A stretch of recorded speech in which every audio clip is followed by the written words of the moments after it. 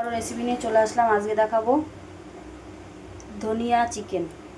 দেখো আলুগুলো কেটে রেখেছি, ধনিয়া পেস্ট করে রেখেছি, মানে ধনিয়া পাতা। এদিকে দেখো চিকেনটা ধুয়ে রেডি করে রেখেছি, আর এদিকে সব কিছু দিয়ে একটা পেস্ট করে নিয়েছি। কাঁচা লঙ্কা, আদা, পেঁয়াজ, রসুন, টমেটো, জিরে সব দিয়ে একটা পেস্ট করে নিয়েছি। এদিকে আমার কড়াইটা বসিয়ে দিয়েছি, কড়াইটা গরম হয়ে গেছে। এবার তেল দিয়ে দেবো।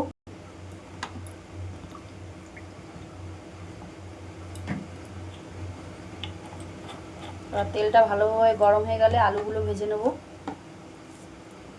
গরম হতে থাকুক ততক্ষণ। এদিকে লবণ হলুদ দিয়ে আলুগুলো মেখে নিয়েছি, এবার আলুগুলো ভেজে নেব। হালকা গোটা জিরে দিয়ে দিলাম তেলের মধ্যে একটু, আলুগুলো দিয়ে দিয়েছি। এবার আলুগুলো ভালো করে লাল লাল করে ভেজে তারপর তুলে নেব। এদিকে আমার আলুগুলো ভাজা হয়ে গেছে, এবার তুলে নেব। এবার কেটে রাখা পেঁয়াজ কুচিগুলো তেলের মধ্যে দিয়ে দেবো, দিয়ে দিয়েছি। এবার হালকা করে একটু ভেজে নেব।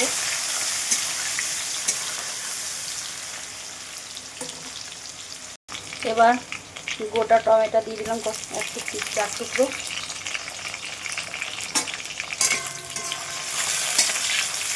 এবার মশলার পেস্টটা দিয়ে দেবো। মশলার পেস্টটা দিয়ে দিয়েছি, আর ভালো করে কষে নেব মশলাটা। যেহেতু আজকে ধনিয়া চিকেন দেখাচ্ছি তোমাদের, দেখতে থাকো কীভাবে রান্নাটা করি আমি। মশলাটা দেখো আমি ভালোভাবে কষে নিয়েছি, কীভাবে তেল ছেড়ে গেছে দেখেছো। এবার চিকেনগুলো দিয়ে দেবো। চিকেনগুলো সব দিয়ে দিয়েছি, এবার ভালো করে কষে নেবো। আবার এর মধ্যে আমি আগে থেকে হালকা একটু লবণ, হালকা একটু হলুদ দিয়ে দিয়েছিলাম, বেশি হলুদ দেবো না।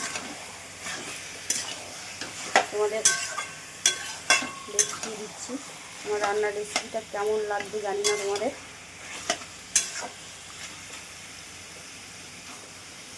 এবার একটু ঢেকে দিয়ে কষাবো। দেখো আলুগুলো দিয়ে দিয়েছি, এবার ঢাকনা দিয়ে কষে নেবো মিনিট 10। তারপরে তোমাদের আবার দেখাচ্ছি। এদিকে আমার 10 মিনিট হয়ে গেছে, এবার ঢাকনাটা তুলে নেব। তুলে নিয়েছি, কষানোটা পুরো কমপ্লিট হয়ে গেছে, ভালোভাবেই কষানো হয়ে গেছে। এবার সামান্য হালকা করে একটু জল দেবো। দেখো জল দিয়ে দিয়েছি, সিদ্ধ হয়ে গেছে কিন্তু এমনি। এবার হালকা করে একটু ফুটিয়ে তাহলে পরে আবার দেখাচ্ছি। দেখো মাংসটা কত সুন্দর কালার এসেছে। আর আগে অনেক দিন আগে একবার করেছিলাম ধনিয়া চিকেনটা, তোমাদের দেখাতে পারিনি। আজকে তাই দেখিয়ে দিলাম কিভাবে করেছি। আমি আমার মতো করে করেছি, তোমরা অন্যভাবেও করতে পারো, অনেক রকমভাবেই করা যায়। কিন্তু আমি যেভাবে পারি সেভাবেই করেছি। আমি কোনো রেসিপি দেখে করি না, তো আমার নিজে যেটা মনে হয় আমি সেভাবেই করি। তাহলে দেখো হয়ে গেছে। এবার ধনিয়াটা দিয়ে দেবো ওর থেকে, দিয়ে একটু নাড়িয়ে চাড়িয়ে নামিয়ে দেবো।